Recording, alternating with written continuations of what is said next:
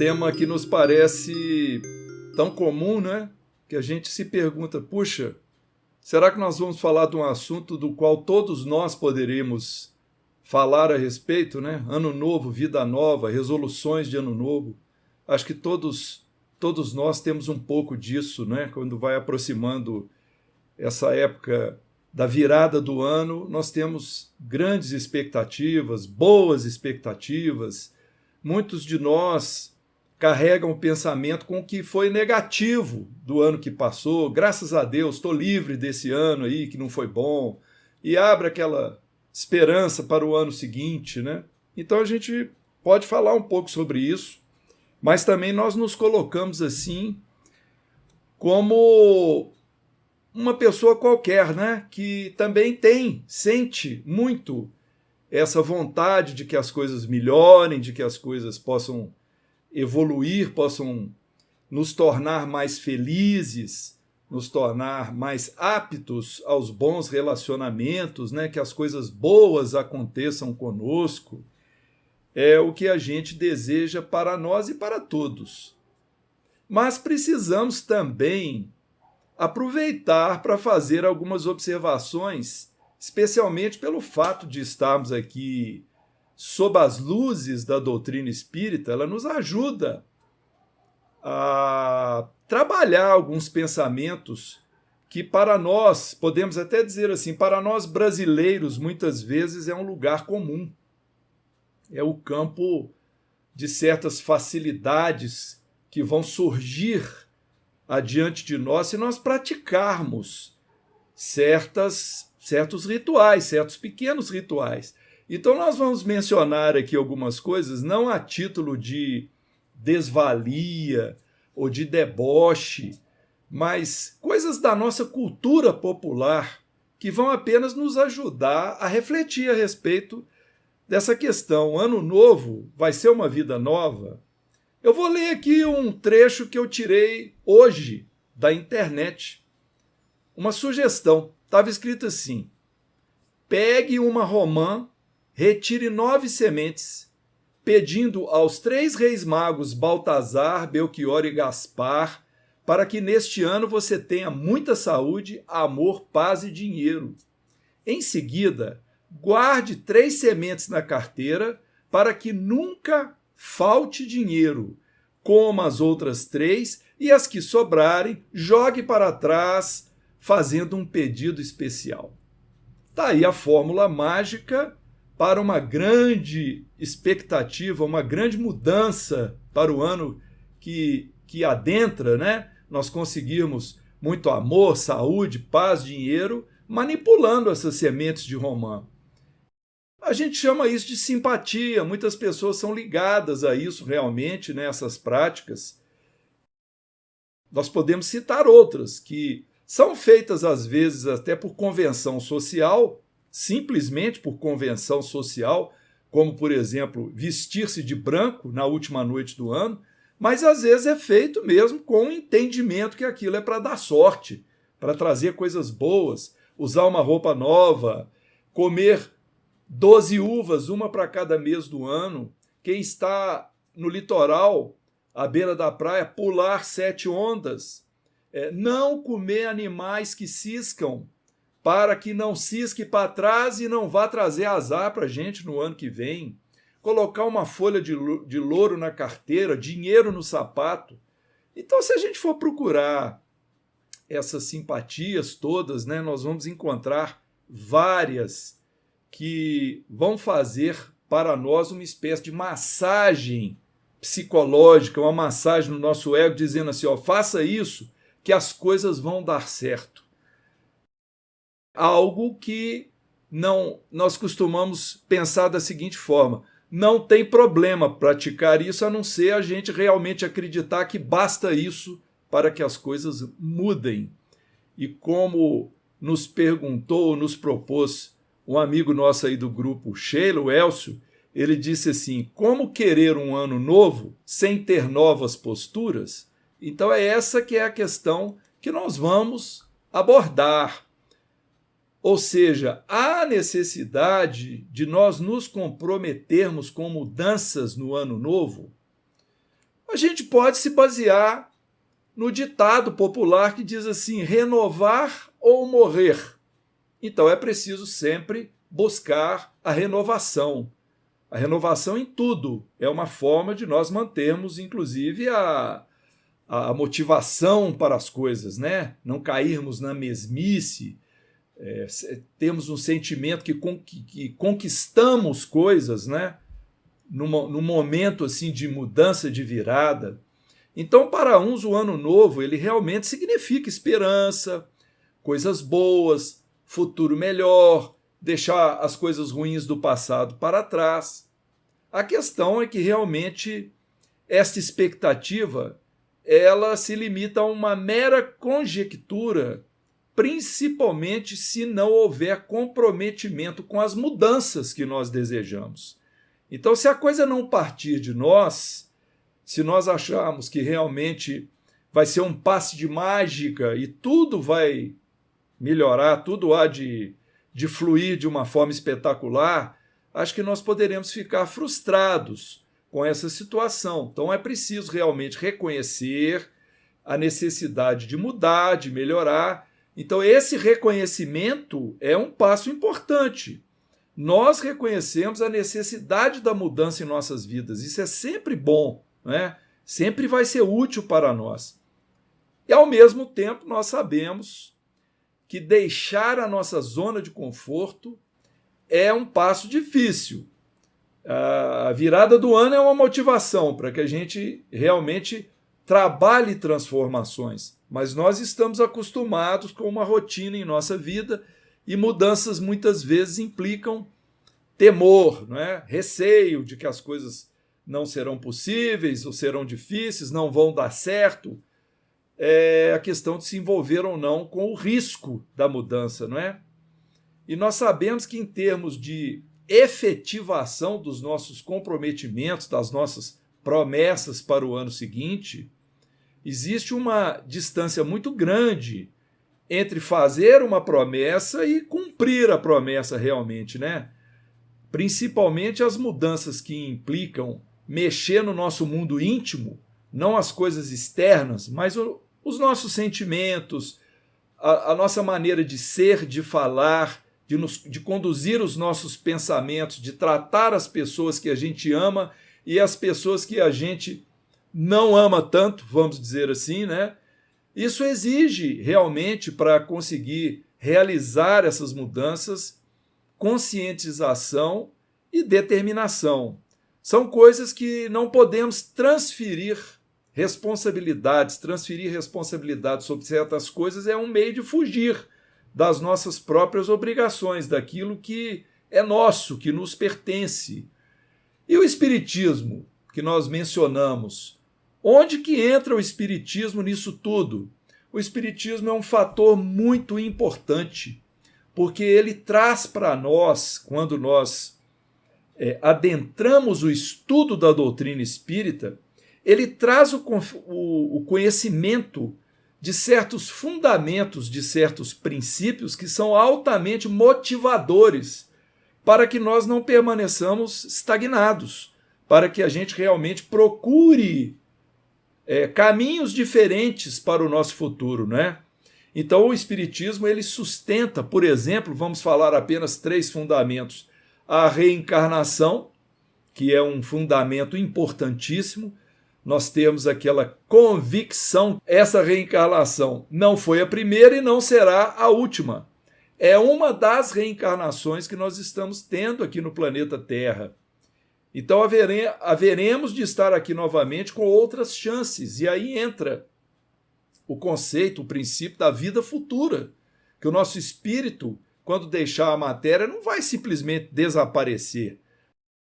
A chave, né, não vai desligar o interruptor e apagar a luz e pronto, acabou. Não, nós vamos permanecer cônscios, né, conscientes da nossa própria existência e vamos arcar na nossa vida, no campo espiritual, com aquilo que nós estamos plantando hoje na nossa vida na matéria.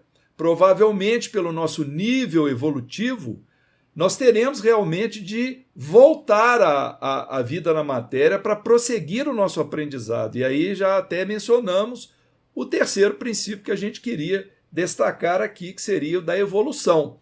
Então, o Espiritismo é uma doutrina evolucionista, nós estamos sempre crescendo, né, melhorando em progresso espiritual, temos uma vida futura além da matéria e vamos ter que usufruir de outras reencarnações. Então, nós entendemos que isso são fatores motivadores para que a gente consiga sempre buscar conquistas novas para os nossos espíritos. Então é verdade que é apenas um ano novo que chega, é mais um ano. Os dias são os dias como os demais anos, os dias dos outros anos, é apenas uma convenção temporal. Os dias podem ser iguais, mas nós realmente precisamos mudar. Só que a humanidade, desde a antiguidade, ela lida muito com essa questão de datas ou de acontecimentos marcantes para começar coisas novas, né? Os povos antigos, eles tinham rituais para tudo e nós também muitas vezes temos, né? Por exemplo, para a entrada dos jovens na puberdade, rituais para colheitas, para fertilidade, isso era coisa do nosso passado aí na humanidade, nas civilizações. É uma forma também de condicionar a nossa mente para que a gente celebre essas mudanças, essas esperanças, essas expectativas, né, de que as coisas possam ser melhores. Nem sempre as coisas são melhores, essa que é a verdade, porque nós estamos num mundo de provas e expiações. Então nós hoje, né, com a realidade que nós estamos vivendo hoje no Brasil, a gente fica pensando, por exemplo, a população brasileira que está hoje aqui, nós estamos no dia 30 de dezembro de 2021, sofrendo com as enchentes, principalmente na Bahia, no interior mineiro. Quantas pessoas perdendo casas, perdendo negócios, tudo alagado, tudo perdido. Então são as provas, as expiações que a gente passa no planeta. Nós poderíamos estar sendo esses espíritos, não devemos perder a esperança de que passa por uma situação assim como um desafio para uma nova situação mais adiante que vai ser melhor. Então as coisas ficam num processo assim de melhora e piora, tudo visando o nosso aprendizado, tudo visando a evolução do nosso espírito. Agora, não temos como negar que o nosso processo reencarnatório, ele nos convida à disciplina e ao planejamento. Se não houvesse isso, a reencarnação não teria sentido. O nosso planejamento reencarnatório ele já é feito no campo espiritual e para que a gente consiga vencer a nossa missão na matéria, nós realmente precisamos de disciplina para cumprir os nossos deveres, né? Porque essa experiência na matéria ela é fundamental para o nosso desenvolvimento. Por isso a importância para nós do cumprimento do nosso trabalho, dos deveres, e como fazer isso sem disciplina, disciplina na família, disciplina dos sentimentos, disciplina dos nossos gastos, disciplina da forma como nós relacionamos com os semelhantes, com aqueles que se colocam como nossos adversários, disciplina para o nosso estudo, para o aprendizado, para a cultura. Então tudo isso vem trazer para nós, né, disciplina na educação, na higiene. Que seria de nós, né, se a gente não tivesse isso adiante no nosso caminho? E para cada hábito que a gente queira abandonar, vou deixar isso aqui para trás, não quero mais ser assim, eu quero mudar. Então, para cada hábito que nós queremos abandonar, nós temos que adotar um novo para ocupar o seu lugar. Então, ai de nós se não tivermos a disciplina, senão nós vamos ficar voltando sempre, repetindo as mesmas coisas. Então é assim que acontece. Normalmente a gente se compromete muito no início do ano, mas à medida que os meses vão passando, nós já começamos a desligar daquilo que nós nos comprometemos, nós caímos aí numa rotina que a gente realmente se perde com as propostas que a gente faz, não é? E se nós queremos conquistar felicidade, se nós queremos conquistar um bem-estar nosso, o que é a felicidade se não a consciência do dever cumprido perante a lei de Deus.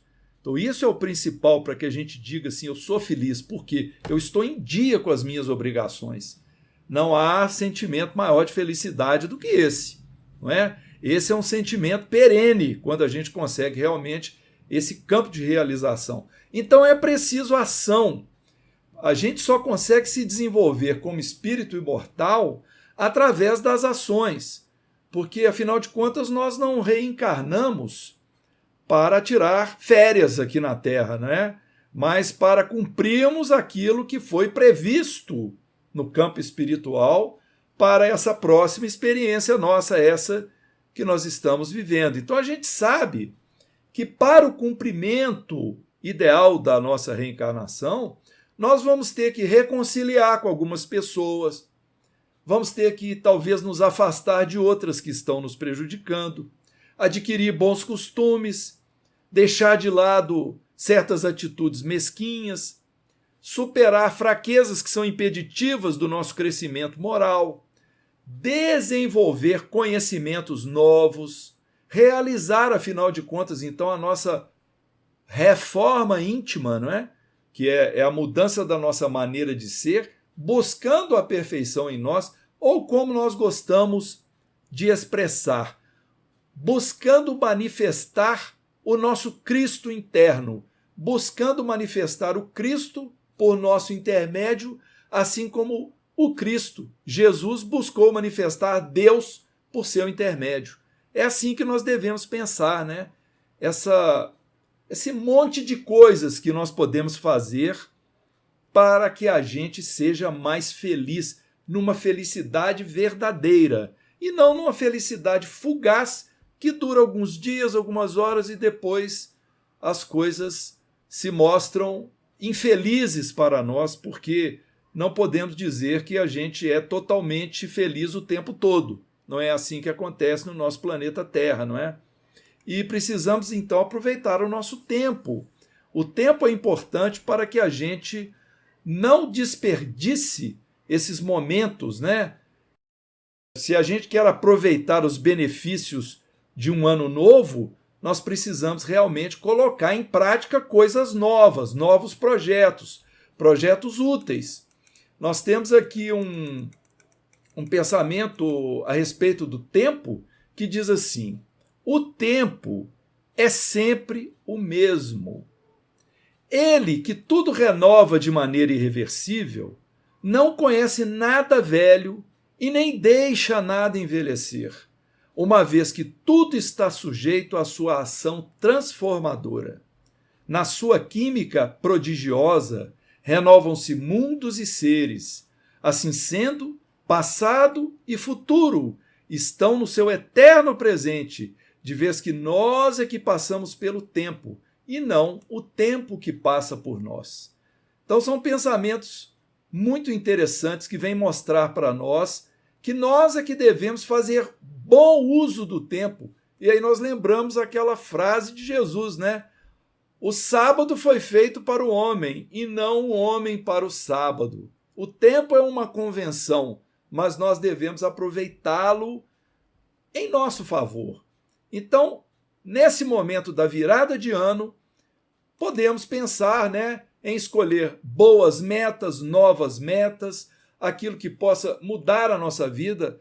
Não podemos nem devemos nos esquivar das metas materiais, melhorar nos negócios, sermos pessoas mais produtivas, enriquecermos, porque isso não é pecado, não é erro. Fazer bom uso da matéria, bom uso da riqueza, saber usufruir disso para nós e distribuir para aqueles que são mais carentes que nós. Então isso é usar a inteligência para sermos mais felizes com relação às coisas materiais.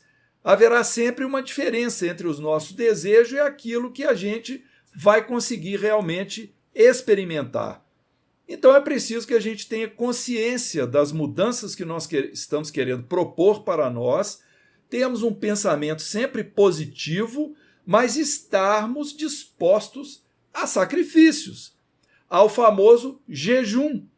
Jejum é o quê? Deixar de fazer alguma coisa que a gente considera boa. A gente se priva daquela coisa boa como um sacrifício para alcançar uma condição melhor em nossa vida. Isso fica muito claro para nós quando se trata de alimentação, né? Eu vou jejuar de carne, eu vou jejuar de doce, não é isso? Eu vou jejuar de bebida alcoólica.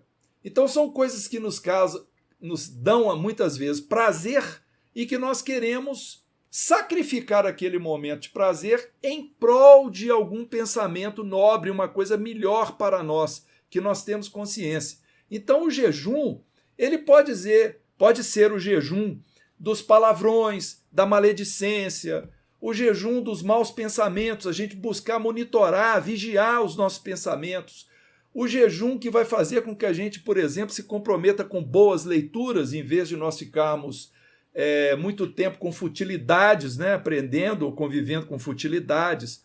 Jesus disse no Sermão do Monte: tu, porém, quando jejuares, unge tua cabeça e lava o teu rosto.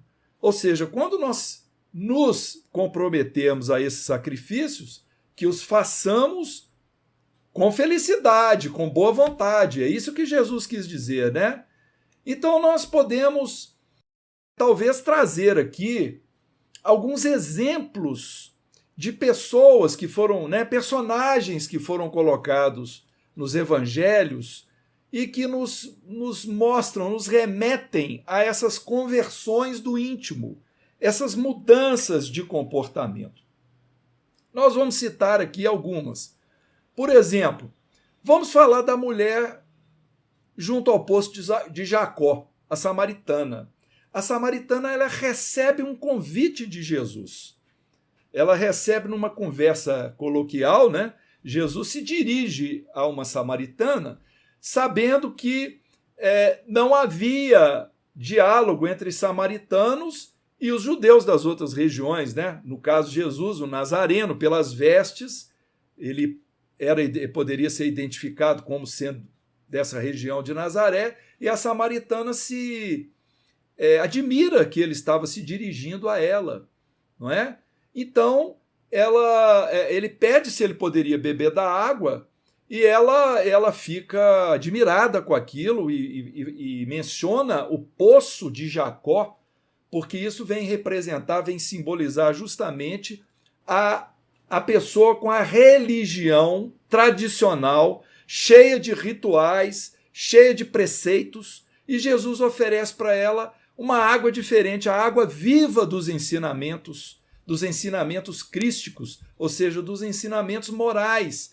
Ou seja, em vez de você se banhar ou se alimentar desses processos dogmáticos e ritualísticos, estou te oferecendo aqui um alimento muito maior, que é um alimento vivo, que é o alimento da mudança da postura, é o alimento da mudança da maneira de pensar, é você se alimentar com os ensinamentos que vêm do alto e que ele era o mestre e queria transmitir para a humanidade. Então a samaritana, ela vem mostrar essa oportunidade que muitas vezes nós temos de nos desligarmos dessas convenções, como até nos mencionamos lá no início da nossa palestra, né?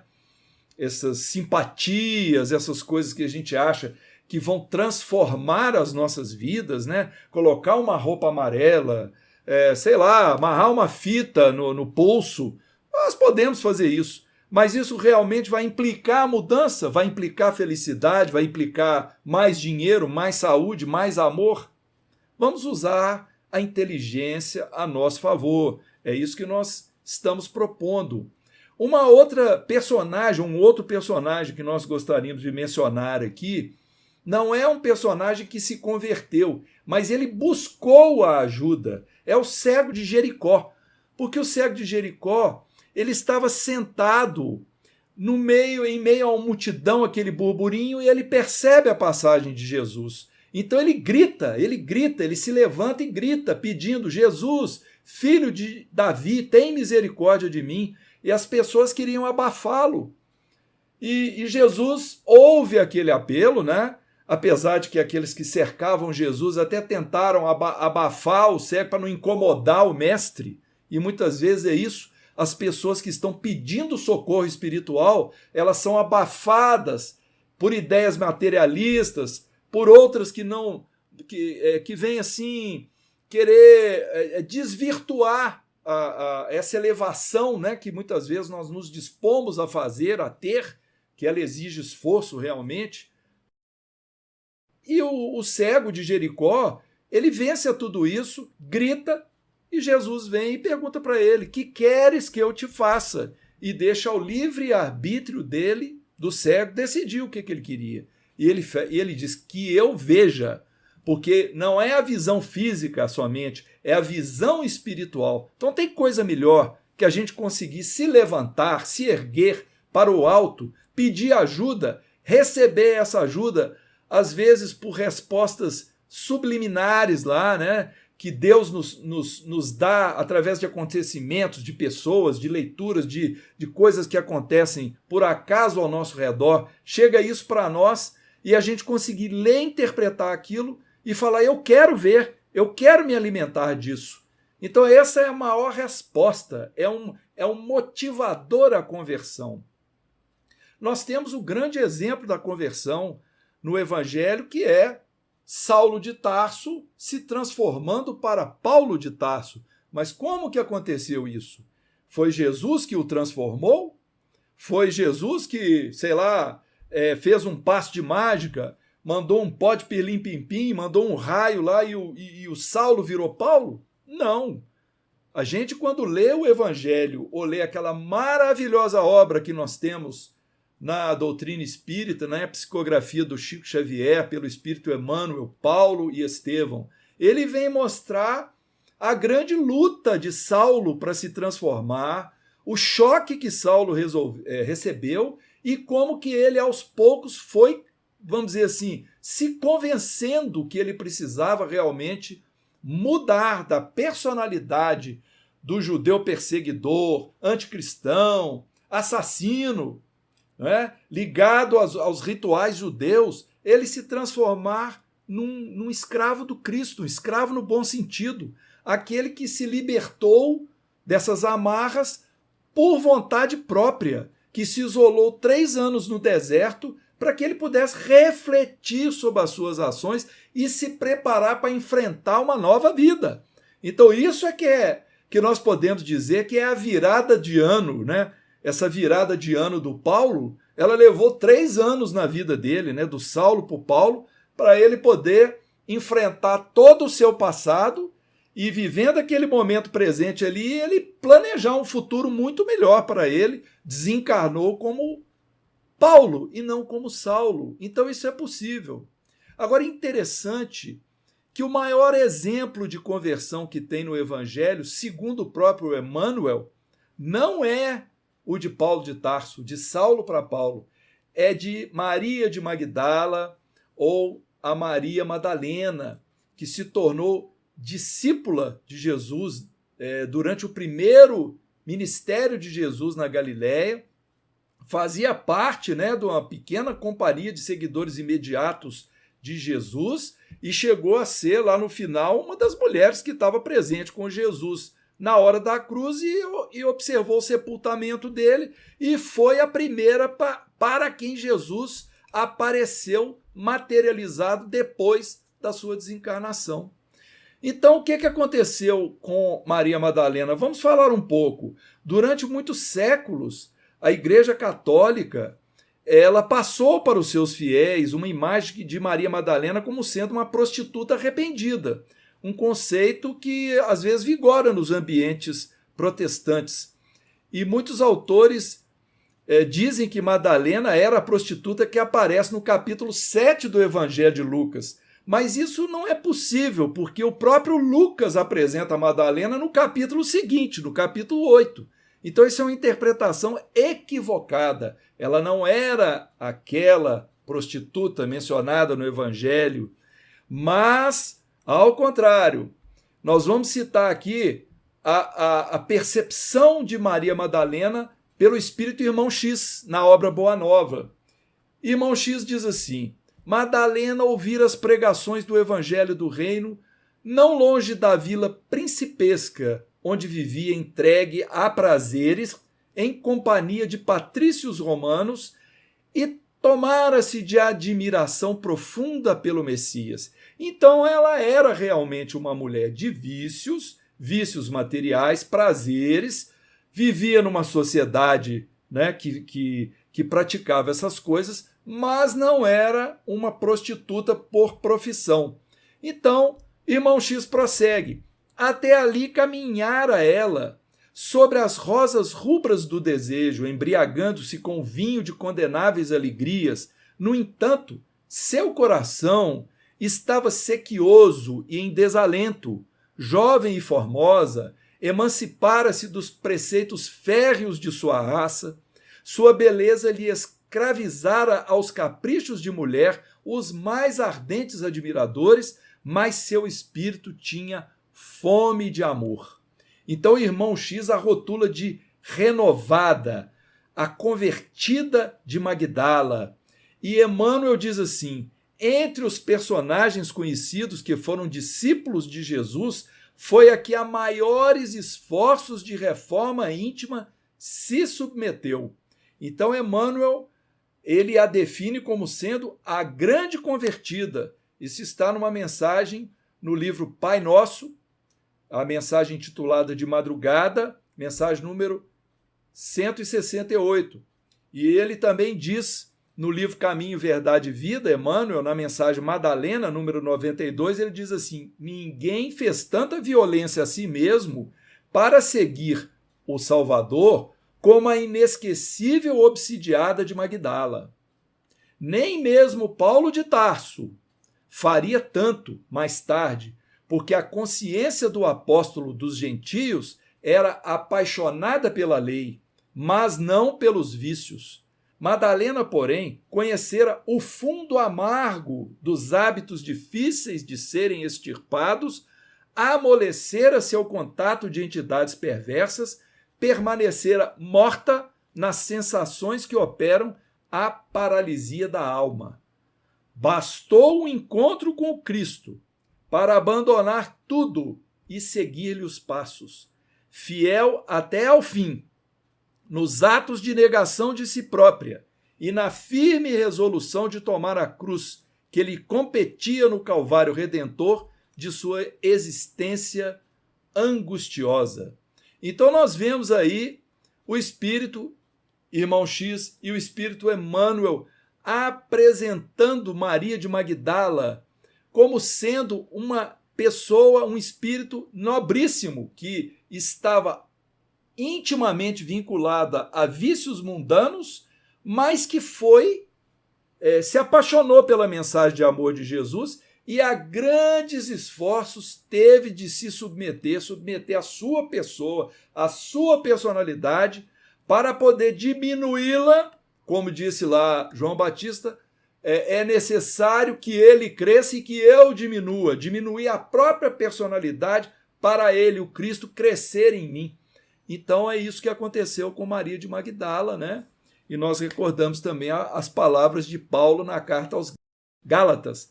Já não sou eu mais que vivo, é o Cristo que vive em mim. Então é nesse sentido que nós apagamos a própria personalidade para fazer com que o Cristo se manifeste por nosso intermédio. É interessante que, dentro desse conceito, nós lembramos também aquela frase quando o doutor da lei perguntou para Jesus: bom mestre, qual é o primeiro mandamento da lei? E Jesus diz assim: por que me chamas bom? Ou seja, ainda não sou bom, ainda não sou perfeito.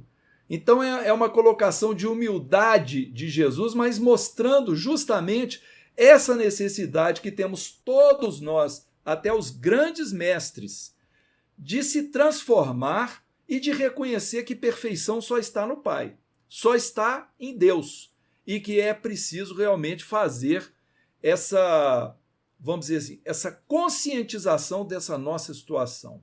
Então, o que desejar melhor para nós em termos de ano novo, que não seja conquistar a nossa própria transformação, a transformação moral, através de propostas para a nossa vida, não é?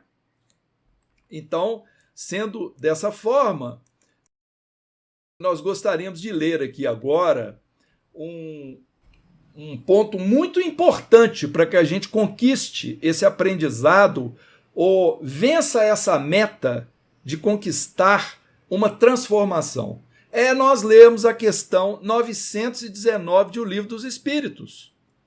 Quando Kardec perguntou à espiritualidade superior o seguinte: qual o meio prático mais eficaz que tem o homem de se melhorar nesta vida e de resistir à atração do mal? Particularmente, eu adoro essas perguntas de Kardec, porque elas são de uma clareza e de uma objetividade impressionantes, né? Qual o meio prático? Olha o que ele pergunta, o meio prático. O que nós aqui podemos fazer, né, de forma eficaz para a gente se melhorar nessa vida e resistir à atração do mal? Porque o mal tem uma atração, muitas vezes, irresistível. Nós sabemos disso, né? Nós todos somos imperfeitos. Inclusive quem vos fala. A gente sabe o que é a atração do mal, não é? Então os espíritos respondem assim: um sábio da antiguidade vô-lo disse, conhece-te a ti mesmo. Uma grande sabedoria nessa resposta. Mas Kardec completa a pergunta, que vem nos facilitar ainda mais o entendimento, que os espíritos vão esclarecer mais, né?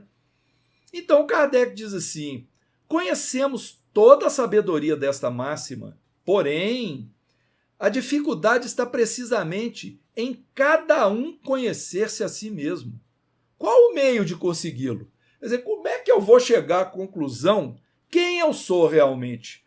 Porque quando eu pensar a meu respeito, eu vou pensar com preconceito, com ideias arraigadas. Vai ser difícil eu reconhecer, muitas vezes eu reconhecer meus erros, eu reconhecer até os meus acertos também. Então os espíritos responderam para Kardec assim: examinai o que pudestes ter obrado contra Deus, depois contra o vosso próximo e finalmente contra vós mesmos. Olha como é que ele definiu a lei, né? Amar a Deus, amar ao próximo e amar a si mesmo. Então, examinai o que pudeste ter obrado contra Deus, contra o próximo e contra você mesmo. As respostas vos darão ou o descanso para a vossa consciência ou a indicação de um mal que precise ser curado. Aí nós vamos prosseguir na leitura aqui, porque é muito interessante. O conhecimento de si mesmo é, portanto, a chave do progresso individual. Olha só, uma mudança qualquer, ela precisa partir do conhecimento de nós mesmos. Mas direis, como há alguém de julgar-se a si mesmo? Não está aí a ilusão do amor próprio para atenuar as faltas e torná-las desculpáveis? O avarento se considera apenas econômico e previdente. O orgulhoso julga que em si só há dignidade. Isto é muito real, mas tendes um meio de verificação que não pode iludir-vos. Quando estiverdes indecisos sobre o valor de uma de vossas ações, inquiri como a qualificaríeis se praticada por outra pessoa. Se a censurais noutrem, não na poderia ter por legítima quando fordes o seu autor, pois que Deus não usa de duas medidas na aplicação de sua justiça. Procurai também saber o que dela pensam os vossos semelhantes, e não desprezeis a opinião dos vossos inimigos, porquanto esses nenhum interesse têm em mascarar a verdade, e Deus muitas vezes os coloca ao vosso lado como um espelho, a fim de que sejais advertidos com mais franqueza do que o faria um amigo. Olha, perdão termos lido um texto tão grande, mas olha que interessante como é que essa resposta de O Livro dos Espíritos, ela nos mostra exatamente um modo prático de nós praticarmos essa máxima: conhece-te a ti mesmo. Ou seja, saber a opinião dos nossos adversários a nosso respeito, ou fazermos um exercício mental colocando as nossas ações como se fosse outra pessoa praticando contra nós. Nós uma vez ouvimos um estudo de um expositor na nossa casa, muitos anos atrás, que ele disse o seguinte, que o melhor a fazer seria nós escolhemos o nosso grande adversário, o nosso grande inimigo, damos um telefonema para ele e perguntávamos assim, fulano, olha, quem está falando aqui sou eu. A pessoa vai já começar a ficar irritada do outro lado, né? Talvez até não vá querer prosseguir na conversa. Aí nós fazemos para ela apenas uma pergunta. O que é que você pensa a meu respeito? E tudo que ele nos disser, a gente anotar e quando ele terminar, falar assim, muito obrigado, fica com Deus. Desligar o telefone e depois estudar ponto a ponto, com muita cautela, tudo aquilo que foi colocado por outrem a nosso respeito, porque seria uma forma de nós não distorcermos com o nosso próprio julgamento, se nós não tivermos condição de fazê-lo, essas opiniões. Então, para isso, meus irmãos, é importante que nós usemos algumas ferramentas, por exemplo, a inteligência, para a gente poder saber distinguir o que é essencial, o que é importante, o que é acidental na nossa vida.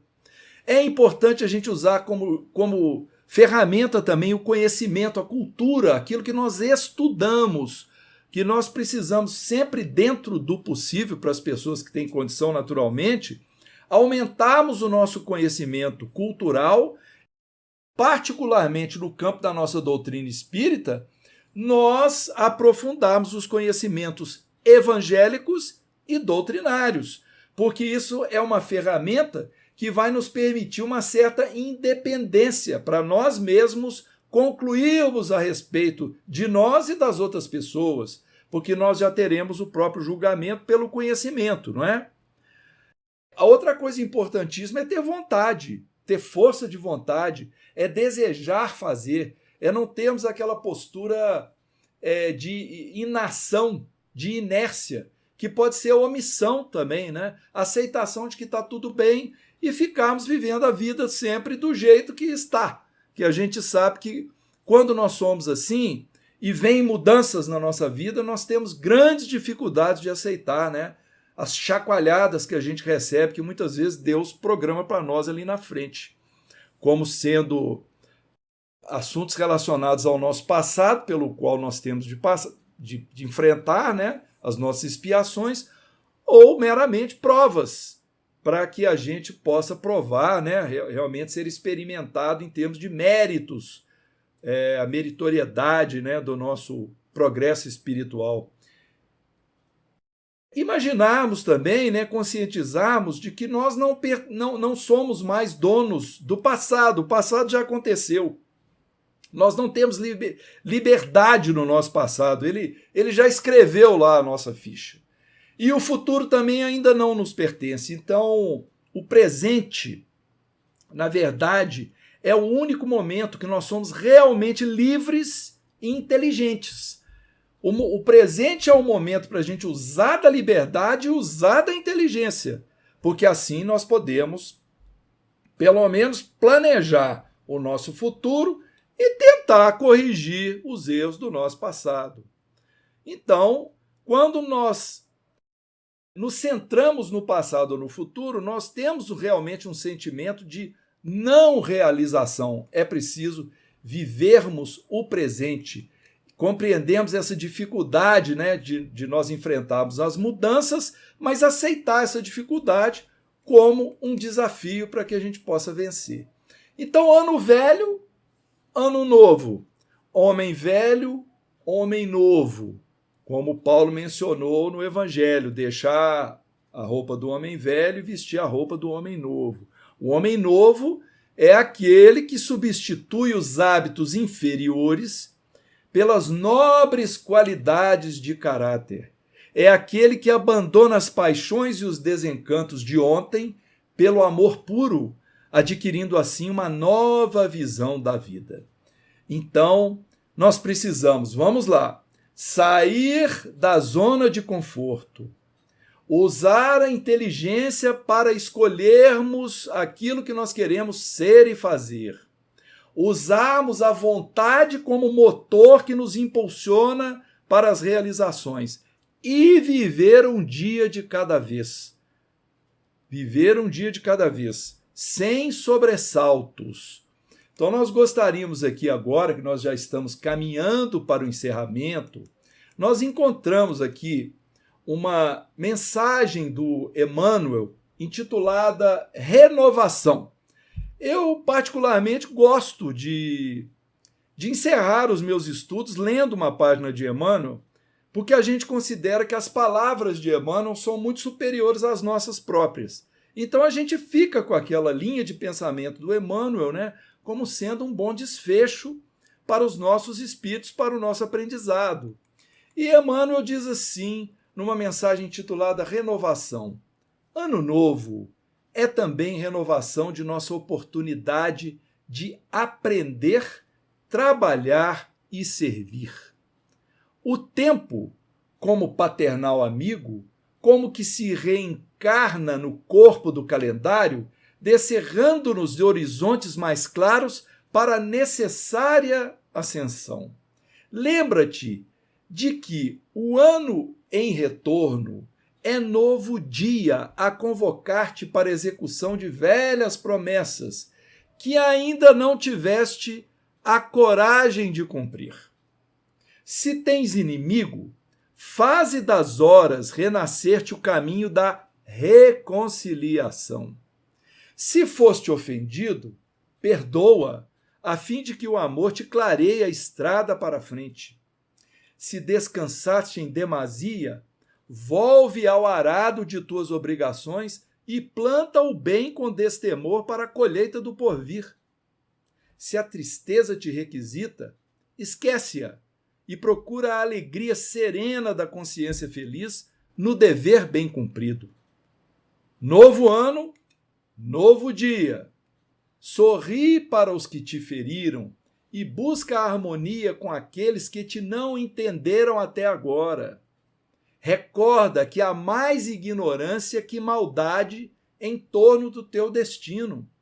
Não maldigas, nem condenes. Auxilia a acender alguma luz para quem passa ao teu lado, na inquietude da escuridão. Não te desanimes, nem te desconsoles. Cultiva o bom ânimo com os que te visitam, dominados pelo frio do desencanto ou da indiferença. Não te esqueças de que Jesus jamais se desespera conosco. E como que oculto ao nosso lado, paciente e bondoso, repete-nos de hora a hora: ama e auxilia sempre. Ajuda aos outros, amparando a ti mesmo, porque se o dia volta amanhã, eu estou contigo, esperando pela doce alegria da porta aberta de teu coração. Olha que mensagem espetacular, né? A mensagem que a gente até se sente muito pequeno para poder explicar e comentar, porque ela foi muito clara. E nós vemos que em cada frase de Emmanuel, ele está tentando chacoalhar com o nosso sentimento e mostrar que toda a renovação, todo o nosso íntimo é que está envolvido com esse ano novo. Se nós não trabalharmos o íntimo, não modificarmos o íntimo, que ano novo vai ser esse? Apenas um ano novo do papel, da convenção, do calendário, das obrigações civis, do imposto de renda, dos impostos que a gente tem que pagar, dos exames que a gente tem que fazer, não é? Então, o ano novo, ele tem que ser um ano em que eu enxergo um novo eu surgindo, um novo personagem na Terra. Eu estou me transformando, eu estou me recompondo, eu estou me refazendo, eu estou criando um novo eu, um eu diferente, que, se não for reconhecido pelas pessoas que me cercam, será reconhecido na minha consciência pelo Pai que vive no secreto. E o Pai que vive no secreto haverá de me compensar. Então nós queremos agradecer a atenção de todos os irmãos, de todas as irmãs e, claro, desejar a todos um 2022 para lá de espetacular, que todos nós consigamos conquistar essa grande felicidade no nosso coração.